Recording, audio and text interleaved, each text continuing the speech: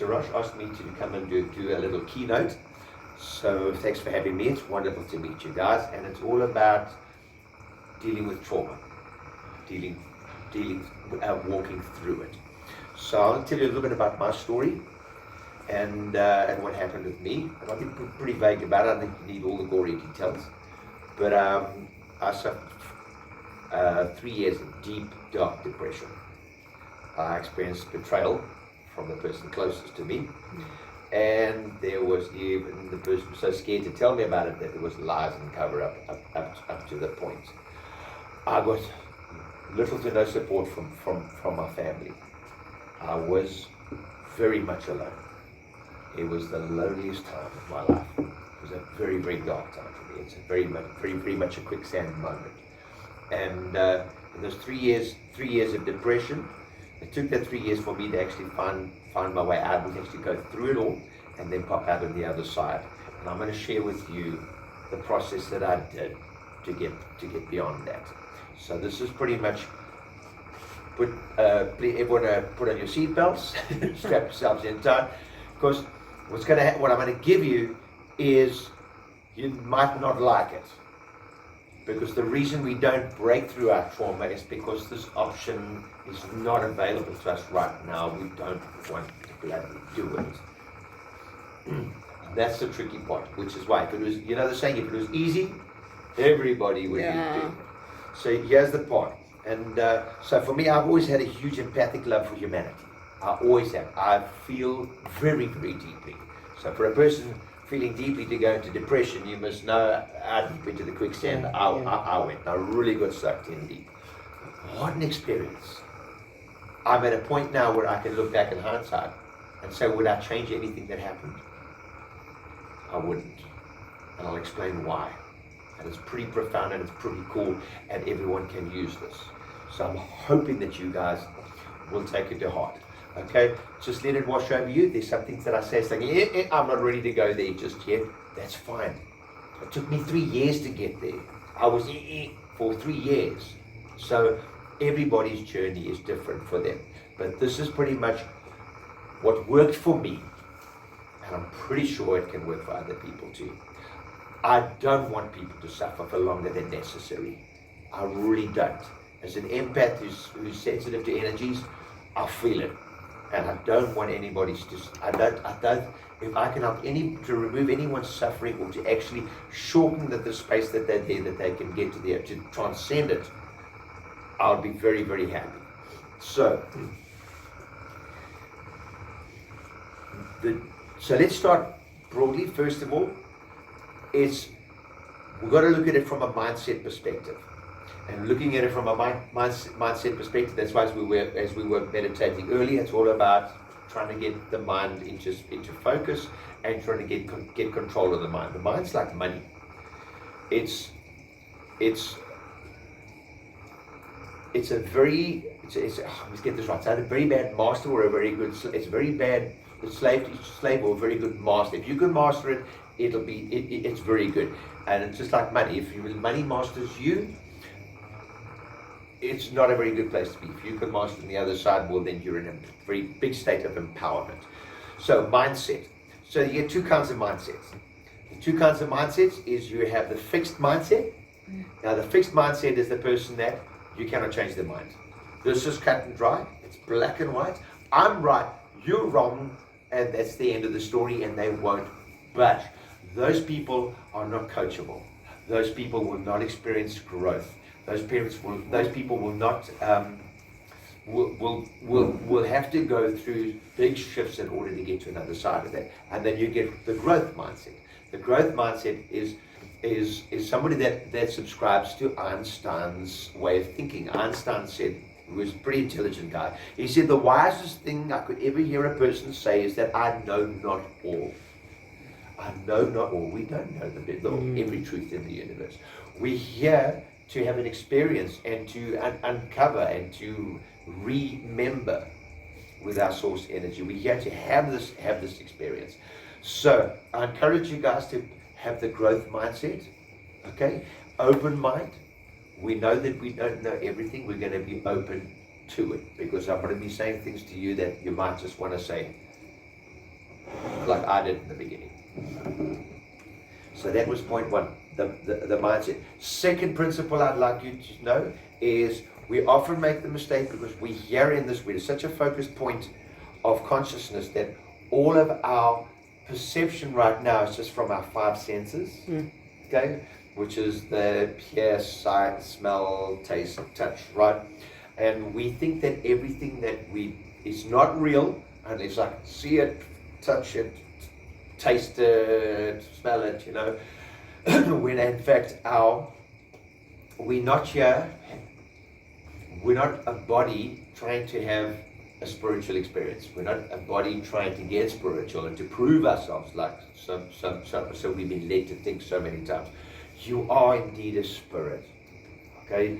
That was your primary essence. That's how we all came from. Everything that was non-form before it became form. So you are actually a spirit having a very focused, focusing your consciousness. So, has anyone been to an IMAX theater? You know the IMAX theater? We've got a big, huge. It's a huge screen. Okay. So now imagine that the screen is the soul collective even. All right? And our one little pixel in there is you now, this big screen, that you just say, I'm going to focus all of my into one pixel, one little spot on the screen. Here we are. Boom. And that's pretty much the experience we're having here. So we've come here to experience that one little pixel. That's why I would say I don't classify myself as Brad, the man, the musician, the inspirational guy. I'm a spiritual child of the universe. I don't take into account. I see a much broader picture. I'm a soul self. So and the second principle, we're a soul having physical experience as a body, focused into whatever you see yourself as, your name, your sexuality, and all of that. Very important to remember. You're bigger. John Mayer wrote a song, I'm bigger than my body gives me credit for.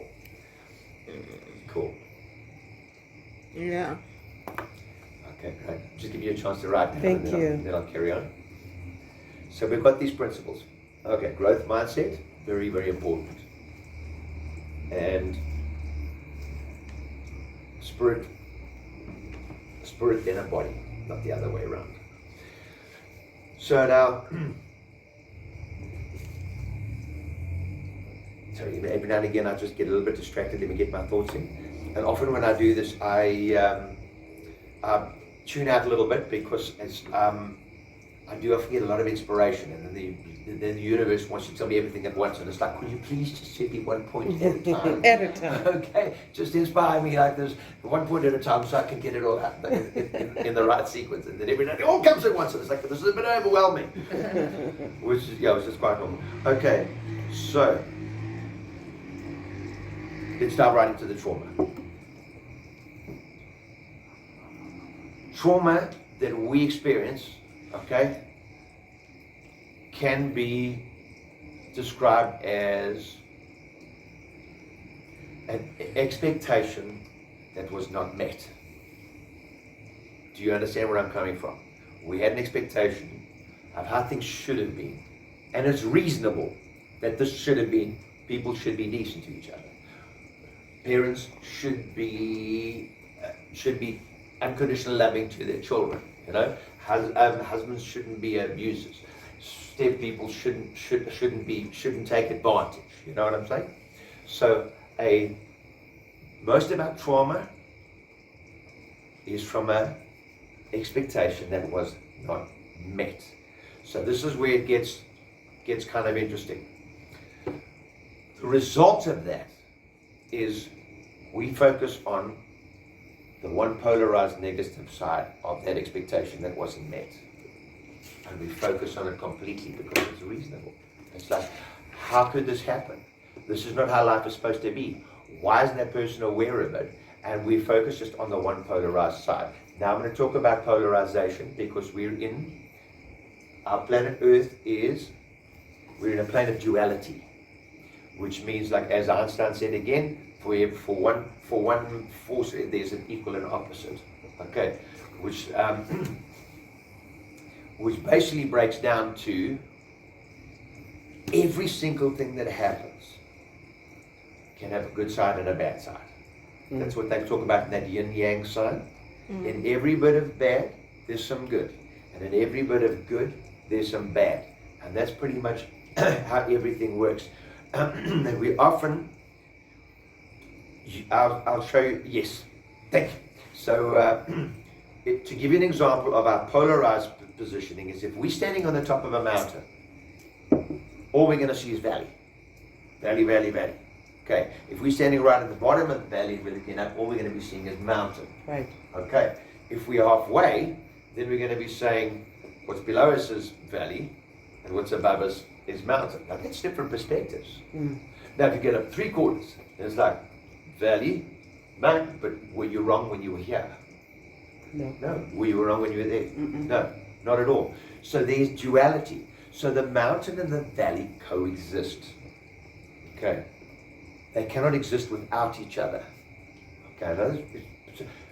We're so used to, I can see you looking at me thinking, for a valley to exist, there has to be a mountain. Correct. For a mountain to exist, there has to be the valley. So these are highs and lows. So I'm getting some broad concepts here, but I want to give you as much value as I possibly can. I really do.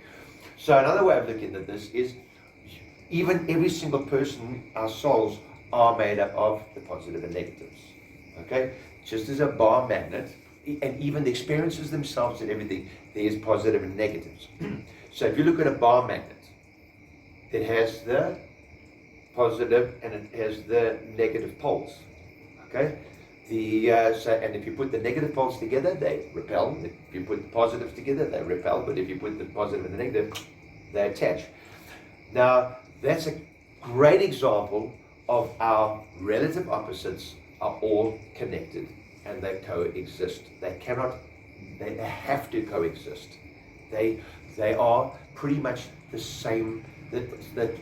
What we see as opposites and separates are actually something together. It's like the concepts of twins. If you take one twin out of the equation, the concept of twins does not exist anymore because there is the contrast. So all of these opposites are there for our contrast. I'll give you another example. Okay, well, let me finish with the magnet. If you have the bar magnet with a positive and negative, and you separate it and you break it in the middle, have I separated the negative pole from the positive pole? No. What happens? They immediately realign. You immediately get a positive and a negative, and you get a positive and a negative. Same thing in reality. So let me give you a better example now. Battery. Battery has positive and negative, right? So the magnet has a north and south pole. So the battery has the positive and the negative. So let's just say we've got a battery, we've got the cable, the wire attached to a bulb, and the other part of the wire is not touching the positive. Will the light light up?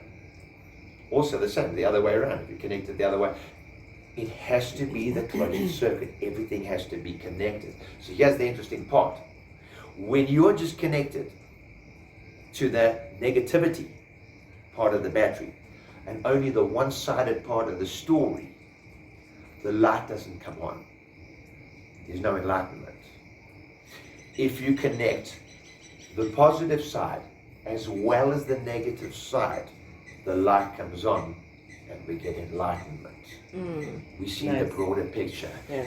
That, I think, is easier to understand. So what happens with our so if you're starting to get that thing now, that even with, we think that love and grief is separate. That it's actually not.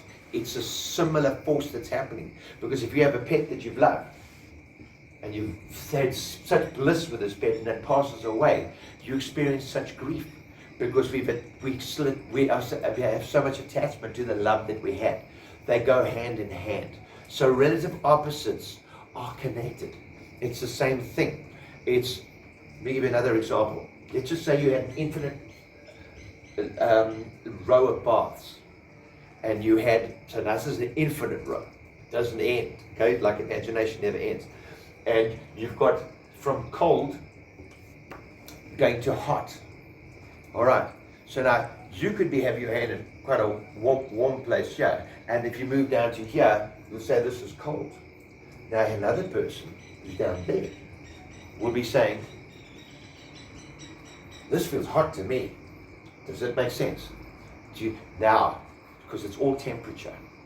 It's all temperature. So everything is connected. The hots and colds are part of the same sphere of this experience. They're all connected. They cannot exist separately. And we put everything into separates. We pocket them and put them in different boxes. So here's where it gets tricky. So what we're looking at is whatever trauma that happened to you, okay, that's caused you a lot of suffering and a lot of grief, okay, you've got to realize that there's positivity to it as well. Are there any questions? Are there anything you guys? No, me, I'm right with you. Oh, awesome! I love working with people that. I'm right with you. I mean, I love the idea of duality. I never understood it actually until today. Yes. Because I've been looking at a lot of, before I've been reading or looking into a lot of Buddhism. Yes. And I just didn't get it. Yes. I just did not get it. Yes, it's tricky. This makes sense now. Oh, I'm so glad. Yeah, so thanks for that. Took me a while. And I still to this day, still see things as separate, and I've got to keep reminding myself, which is lovely that I've got an opportunity like this with you guys, because the best thing I love about coaching is everybody is a healer. Everybody is actually spiritual, so you have psychic, supernatural. You've got to be so careful how you word this to some people, because they don't like the word psychic, or they think there's spookiness or whatever. You know, but everyone has intuition, especially woman's intuition is something very, very powerful and something so cool. So everybody has that, and but we keep forgetting. That's why I love about these moments, is because I'm a typical, I forget too. So this gives me a chance to remind myself. Okay, are we good? We're getting the duality. Okay. So here's where it gets interesting. The tool that's going to help now a hell of a lot is when we're looking at, and I'll give you the two questions that you've got to ask yourself that help you now to observe the other side, the positivity. So now, I often find when people say, no, you've got to stop being so negative, you've got to have positivity. That's polarized. We're trying to shut down a part of ourselves that is there with a magnet. You can't separate the magnet. The battery doesn't work when you disconnect something. You can't. It's all part of it. And the thing is we judge the one as bad and the other as good. Where the genius of creation is, it's all divinity. It's all divinity. There's a grand design that is so brilliant that we don't realize it. That just because so that means that if the cold bath, my bath that was cold here because I felt hot there, and the person that felt even colder over there is saying that this is good, hot, and this that's bad. It's where do you draw the lines, man? Very clever. So that's how we reach the transcendent state of getting away from judgment. So the hardest part now of dealing with our trauma is giving it the acceptance, because we don't want to accept it. It's unacceptable. Yeah. And that's reasonable. It's unbloody unacceptable, because this SH should not have happened. And that's quite reasonable to think that, hey. So that's when we've got to bring ourselves back and say, hang on, there's a bigger, broader picture. Now, how do we get beyond that? So I want to say, let's say this is the tool that's helped me, is if I find dreams are like one of the best ways of displaying what our reality is here in a different way and sense. Kind of like the movie, the first Matrix. So a dream, basically, if we had to just dissect it, it is a virtual reality, okay, that is projected from one's consciousness. Okay, all right. So that's what I love is like very similar to the reality we think we're experiencing here, because remember we're a spirit, not a body.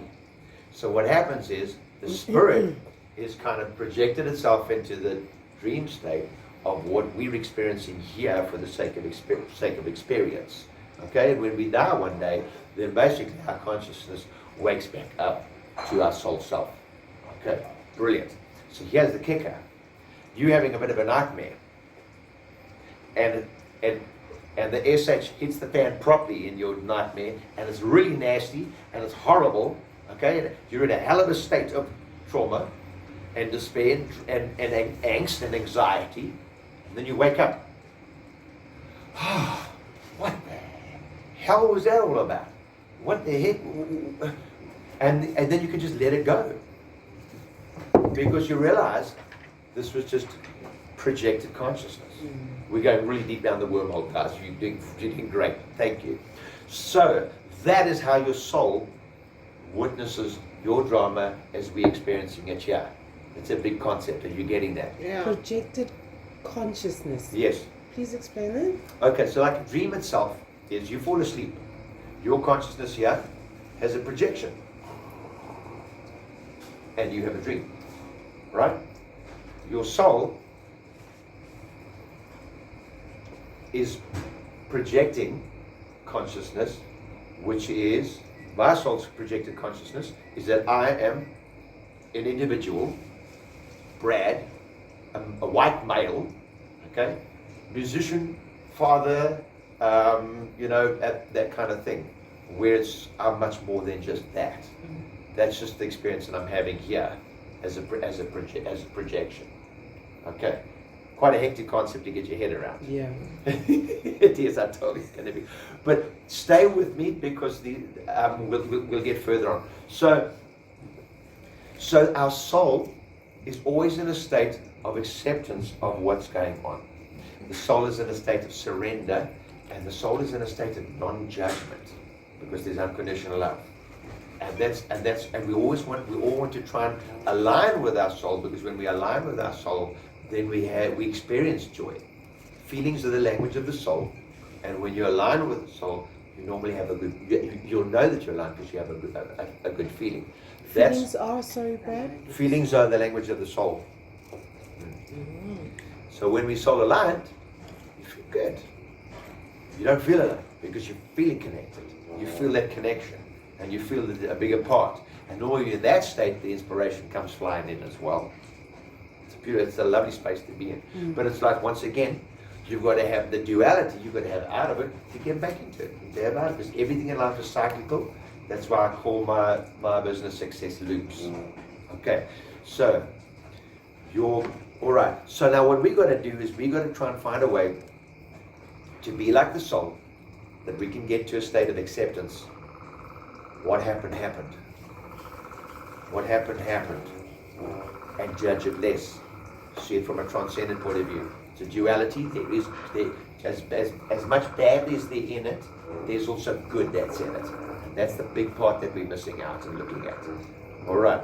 So with a dream analogy, you can actually look at it from a much broader perspective.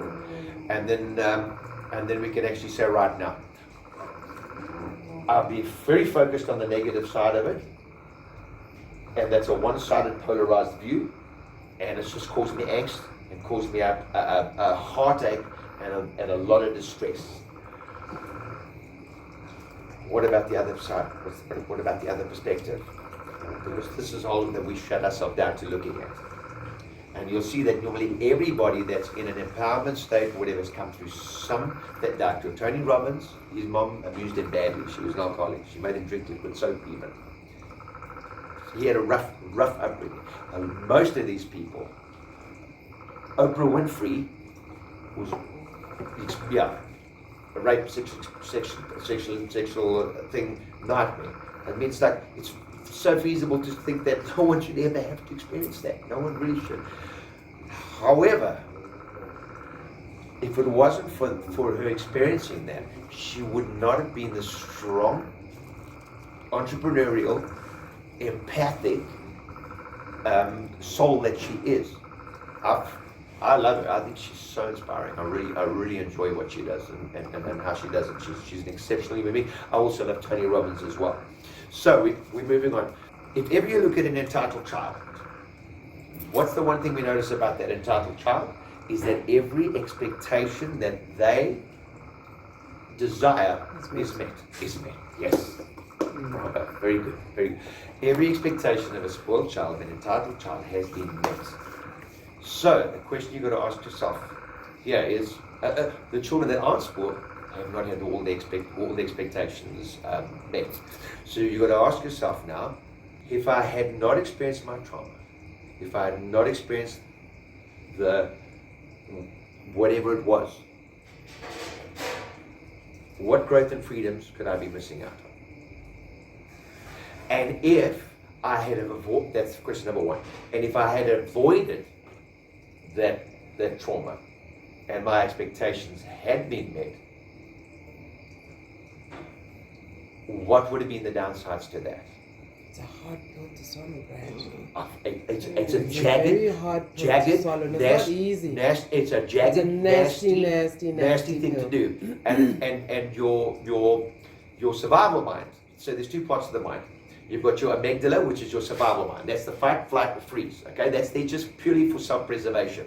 And that is pretty much, it's called the old part of the mind because that was when there was still predators roaming around and we there was no direct threat. Well, we've taken care of all of that. We've created a lot more of a safer place to live in now. And yet what happens is we still kind of live in that mind a whole lot out of just threats from the outside. Women particularly, because you can get a whole bunch of a whole audience mixed, and you can say to them, when in the last year, when did anyone feel in a state of threat? Everyone's hand goes up. The last month, most of the men's Today, most of the men's hands come down. In the last week, even more male hands come down. In the last day, all the women's hands up. So it's a very real. So now the thing is now the body can't really live in that state permanently because when you're in that fight flight, the body releases the stress hormone which is cortisol. Now cortisol is it's a real nasty bloody hormone because first of all what it does is it takes you out of your logical brain. So for me it's like and you'll witness it in road rage. You lose it. Your logical thinking goes out the window. I say that my IQ gets turned into single digits. So it's anything. And you do some silly stuff. So now the cortisol suppresses your immune system. So it breaks down your natural sense of immunity.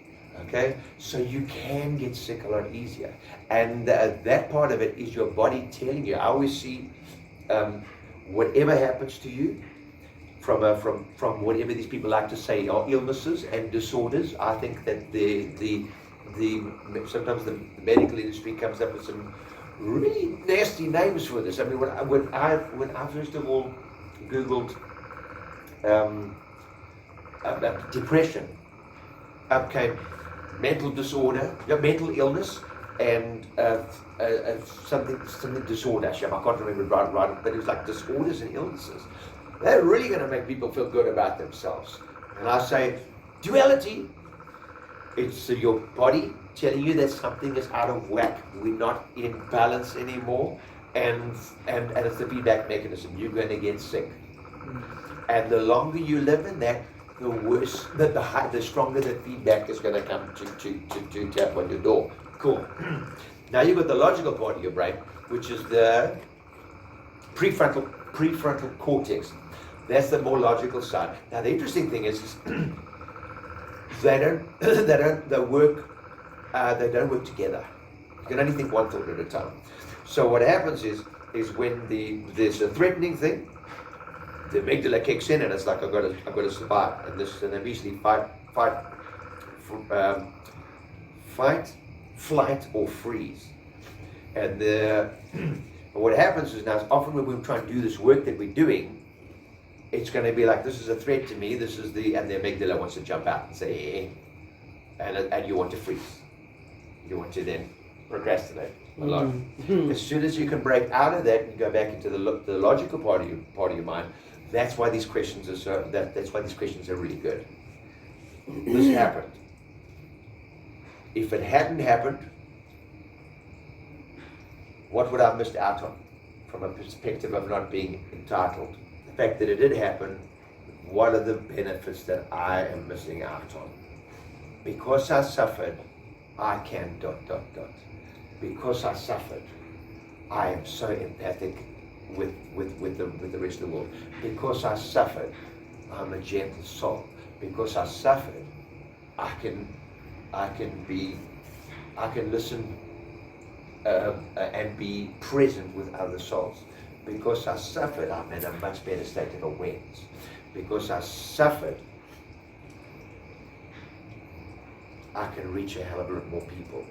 Because I suffered, I'm in a state of where I'm talking about my perspective. Because I suffered, I can be in a state where I feel I'm actually making a difference in this planet, on this world.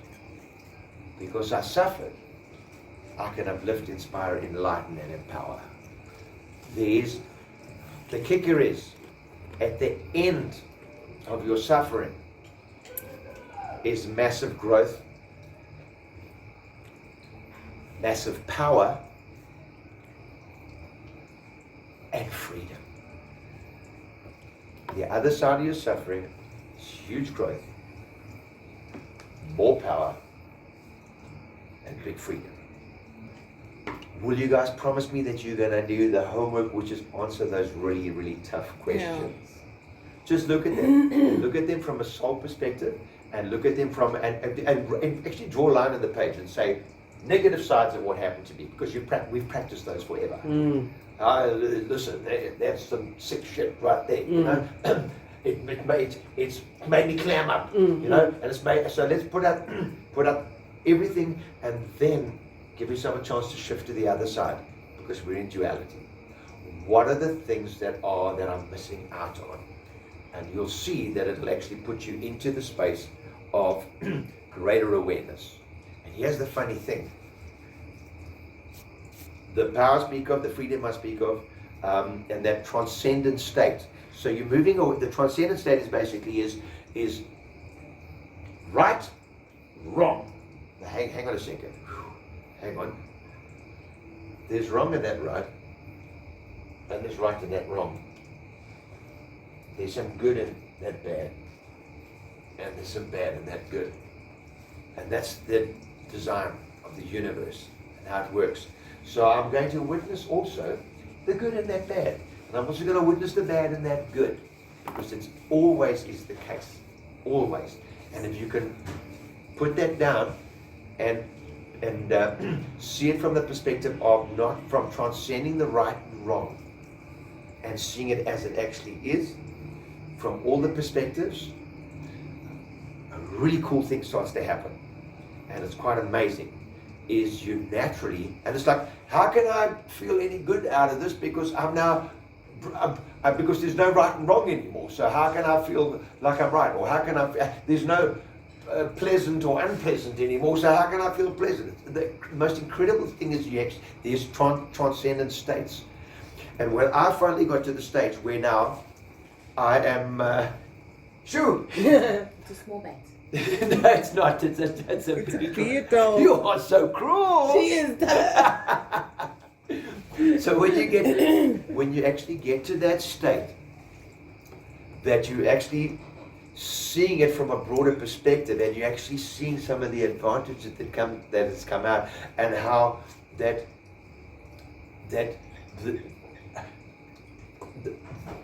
the entitlement that was taken away from you.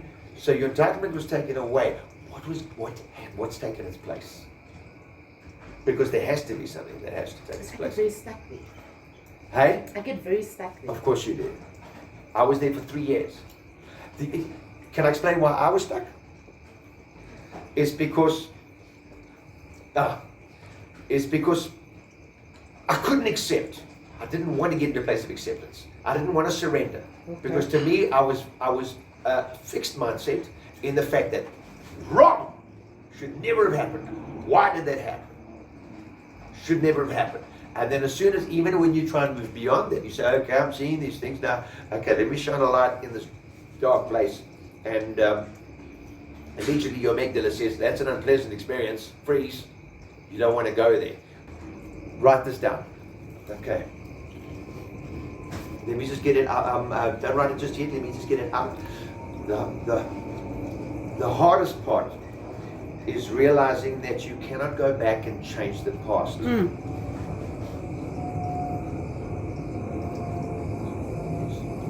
Tell me when you're there. The hardest part is that I realize I cannot go back and change my past. So I have no choice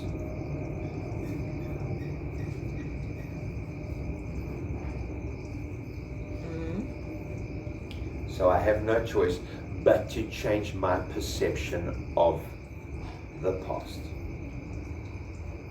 Yeah. Now that's why you don't want to do it. What if the past won't let you go? Okay. Then, well, What if the past is a human being, yeah. and that human being refuses for you to go into the future? Okay. And because they know you so well, they know all your triggers, they know all your traumas, they know you inside out. Okay. Right? Yeah. And they know that if you go into the future, you're going to leave them behind. So obviously that's a fear factor for them. Uh-huh. And you're aware of that. Sounded like you kind of answered it. No. I'm completely cognizant and aware of what's going on with the Yes. past Yeah, in this yes. physical form. Yes. And Right? then accepted it. And I have accepted it. Okay. Right? Yes. Now, if we're going to bring it into like real, right? And Yeah. you said like you had a group of people in the room and all the women only put their hands down at the very last question. Yeah. Right? Well, yeah. So now this past is The something. hands were up in the air. Yeah. Yeah, so now this past won't let you go. You have let that past go. You have come to realize that sitting in the dark, negative environment Okay. is pumping all that cortisone into you, and you're constantly getting sick. Yep. You're not eating. You're not okay. Okay. Right. And then this past is not letting you. Is it the past or is it a person? It's a person. Who's Okay. in my past. Okay. Is they in your present right now? Say that again. Is that person still in your present? Yes. Okay. Okay.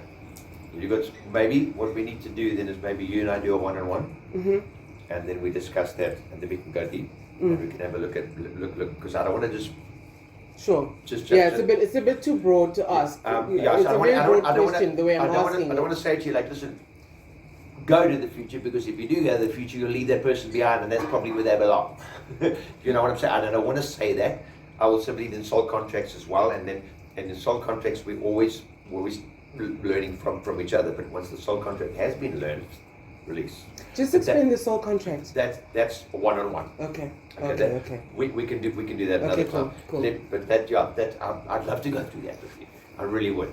So so let me just get back to the. My apologies. The hardest part is realizing you cannot go back. Yes, the hardest part is realizing you can't go back and change the past. The past is fixed. So what we have to really do about it is to change our perception of the past. And I didn't want to do that. I felt I was spited, and that person needs to live in regret forever, or they need to go back and do it, which is impossible. I could not get to that place, which was unconditional love, forgiveness, release, letting go, and allowing to give the acceptance and the surrender. So because a lot of the stages there's I put healing into, and on my YouTube channel there is, I want to redo this one because it's there's always expansion. Life always expands, and even when you think, oh, here's the truth, even truth evolves, because we always seeing broader perspectives of it. We always, like back in the 1950s, it was okay for a pregnant woman to smoke and drink because, hey, it's normal, it's all good. And then suddenly we realized it's bigger. So it makes me wonder now, in 50 years' time, what are we doing now that in hindsight we'll say, that was a dumbass thing to do. Why are we doing that? But the hindsight is 2020. So I was going back to, oh yes, so the healing part that I did for me, heal was 5 things. The first one, get real. Which basically means it happened, and that's hard because we live in denial. This should never have happened. And a lot of us suffer depression because we're sitting at a locked gate, and the only person that has the key was the perpetrator to our misery, and they're never going to come and unlock the gate. They threw that key away. It doesn't exist. And we sit there for millennia holding on for hoping that this gate will be opened. Whereas if you can actually then get real and say, this I cannot change this. I need to step back from the gate and then see the broader perspective and realize, hang on, there's no fence, I can walk right around it. Or there's windows, or there's an arch, or there's a beautiful posture right here. Okay, healing, get real. What happened, happened. Here's the tricky part. We sit in condemnation of what happened. Our soul doesn't resonate with that. The soul is in acceptance. So now, I'm not going to say, be like your soul, polish your halo, and give it absolute acceptance and just give forgiveness, because damn it, that's hard. You know, that's hard to do. So I say, we do not condone, but we don't condemn. Do you see the one puts a boundary, and the other one is judgment. So condemning is cortisol and not healthy for yourself. Not condoning means not cool, not quite happy with that. I'm setting a boundary that shouldn't be happening. That doesn't mean it might not happen again, but you've made the statement, and it's a much healthier place to be in a state of, I don't condone that. I'm saying my boundary is I want to honor my sovereignty. Yes. Okay. That's not cool in my book. I would appreciate if that never happened again. Okay, cool. But what happened, and I cannot change it. So I'm moving from condemnation to not condoning. So getting real. Finally, surrendering and accepting that what happened has happened. Okay. Next step, feel. Like I said, the feelings are the language of the soul. So whatever feelings come up, you have to feel them. And you know what? If it is heartache, then you feel the heartache. You have to. You've got to get through it. People telling you to get over it. I want to tell them to go footsack themselves. So get over it. Yeah, you get over it. You get telling me to get over it. Trauma, depression, sadness, stress, angst, anxiety is not something you get over. It's something you work through. So we work through. So you feel what you're feeling. With that feeling, though, you do remember the duality and you balance out everything. You feel, and then you try and move to that transcendent state that you can get the balance back. Get real, to feel, to reveal. Now with reveal, that's when you say, what entitlement would this have given me if all my expectations were met? And because this happened, what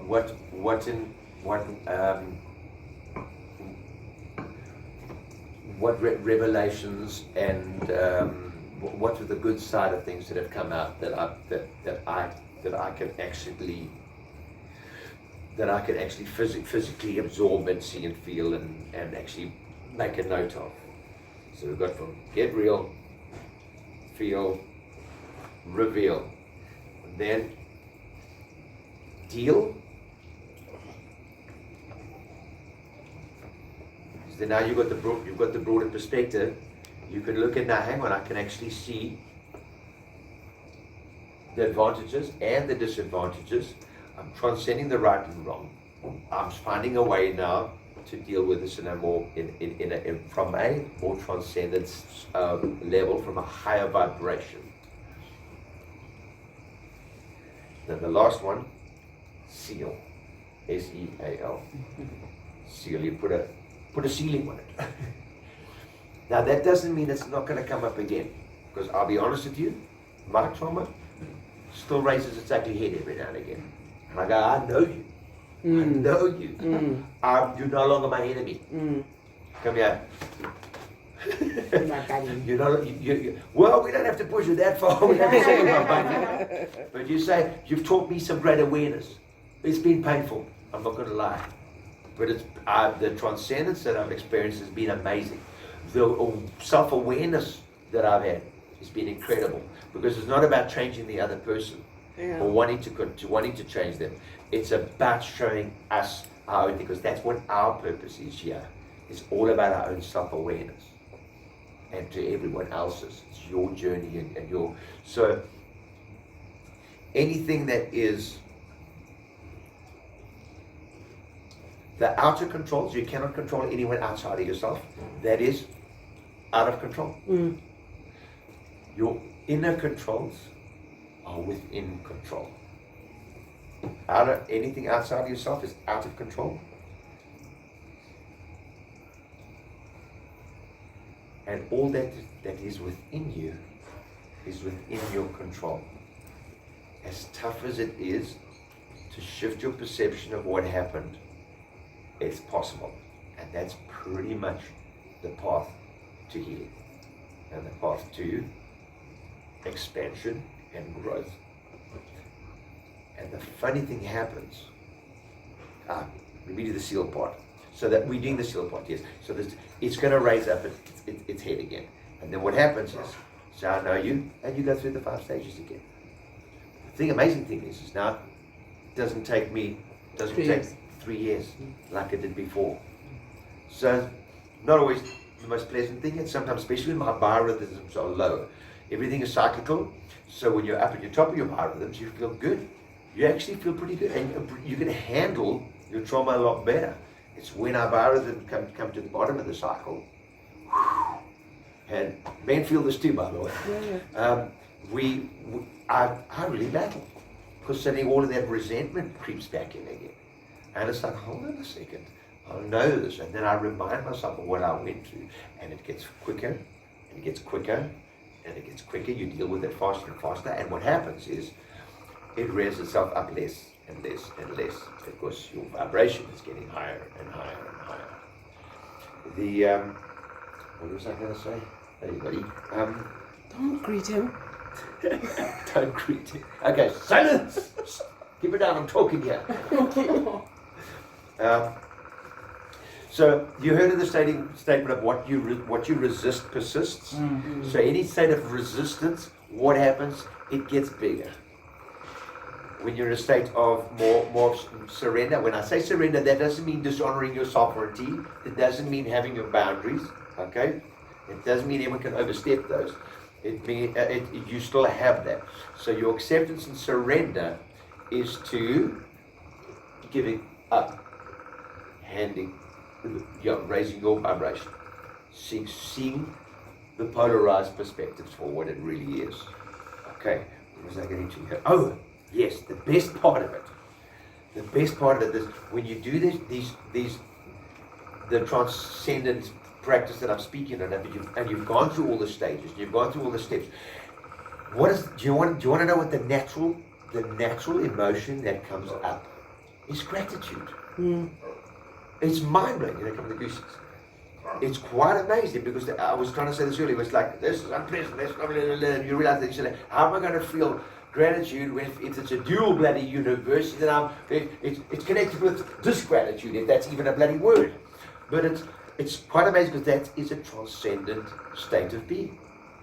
It's a state of contentment, it's a state of satisfaction, it's a state of gratitude. So I actually, where people will say to me now, Brad, would you change your past? I say, hell no. It was like quite emotional talking about it. It was the hardest thing that I ever went through. It really was. The most important thing that I had in my life was taking The universe is so clever. It says, you want to do some growth. I'm going to take the most important thing to you in your life and on it while I'm about it. Forgive that expression on the video. But that's what it felt like to me. It was really, really rough and tough and not kind of cool. And I know you guys understand all of that. Because you guys, you were right there. The amazing thing is on the other side of that, the gratitude comes back, and I said, if someone says to me, Brad, would you ever change the past? I'd say, not a chance. Not a chance. Because the person that I am now is way bigger, much more powerful, way freer, a lot more empathic, a lot more in touch with my soul self and with humanity. And I'm a lot closer to God because of it too. And that is probably the big reason why we have the cluck that happens and the shit that we have to go through in our life. And how we transcend it. And our soul sees it differently. That I'm giving you guys a lot to digest. Yeah. And I don't expect it to be like a switch that we can do overnight, because it doesn't work like that. But I've given you a lot of tools, and if you need to go back to it, I'm gonna see if I can. If the footage is good, I'll put it on my YouTube channel. My YouTube channel's got some lovely meditations there as well, affirmations and mantras. There's the worthiness one, because the biggest thing that we've been packed on us ever since we got to this planet is you need to do this and this and this, and then you'll be good enough. You need to get this and this and this, and then you'll be good enough. So our worthiness, we have to prove our worth. Yeah. We have to prove our worth every single time. So our worthiness sucks. So there's a lovely mantra for worthiness. There's a lovely lady called Louise Hayes who says, all is well in my world. And it's a lovely mantra. It's got probably the most hits on my YouTube channel. And it's just beautiful. It's from personal to professional to global truths, universal truths. It's just a beautiful thing. And then there's another one, self-love. Self-love is another one. I mean, if you don't think you're worthy, you're not going to give yourself self-love. And your spirit, your soul loves you unconditionally. There's all this love, and it's and we taught that self-love. I love myself. We taught that that's bloody wrong. That's a sin. Crap. That means that you're vain. Yeah, you're vain. With any relationship, if you want a relationship to work, you actually have to fill up your cup first. We told that we sold this fantasy of that, no, my partner completes me, and then it's like, hang on, you are my completeness, because you know what, without you I'm only half full, so keep filling me up, damn it, and if you don't, I'm going to resent you, and what kind of a messed up thing is that? Relationships is like, you take responsibility for your filling up your cup of happiness. It's not my responsibility. I'll take responsibility for filling up my cup of happiness. Amen. Or contentment, or satisfaction, and then you know what's cool? When they start overflowing, we spill it on each other. And that way we will never run dry. Not take it from the other business. Keep it up. Yeah. Trick is, getting by.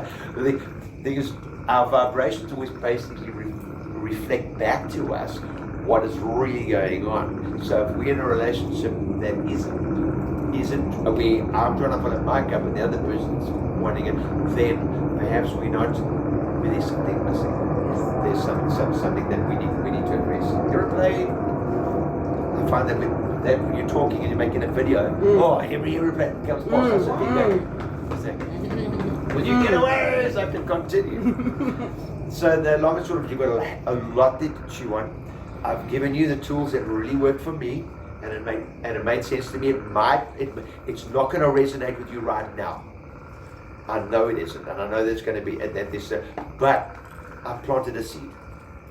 What I want for you guys to do is continue doing the work that you're doing. You guys are doing a fabulous job. It's self-love that you're giving yourself a chance to have this retreat. It really is. And when you give yourself self-love, you start to fill your cup, and then you don't always, your trauma often is a cup that we kind of bleed on all the people that we care about around us, So it's important that you're doing your work. Hard to do our work, Because when we shine the light on the work, it's really messy. And when we see a mess, we just want to turn that torch off, man. We want to say, I'm out of here. I'm not going to. But you guys are doing.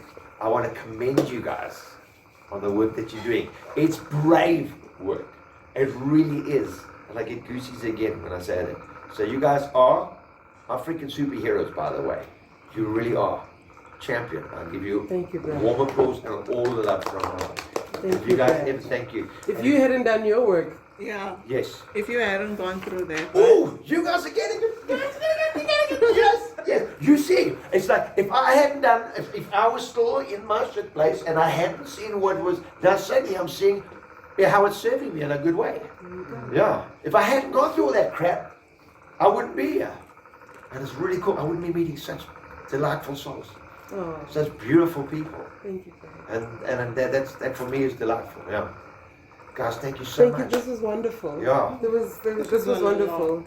I agree with you on everything. I think I was away when you arrived. And then I bumped into Meredith on my way back out, and she's like, "This guy is talking like you." Oh, okay. Go listen. Okay, awesome. But I've only come to this realization very recently. And Okay. she's like, "He's talking like you last week." Go listen. Awesome stuff. So thank you for that. It's just another affirmation for me. Okay. It's brilliant. again another source speaking out point. So Yeah, so you'll just give Tip us for me. your YouTube channel. So it's just Brad Cunningham. Success Loops. The Big Cigar.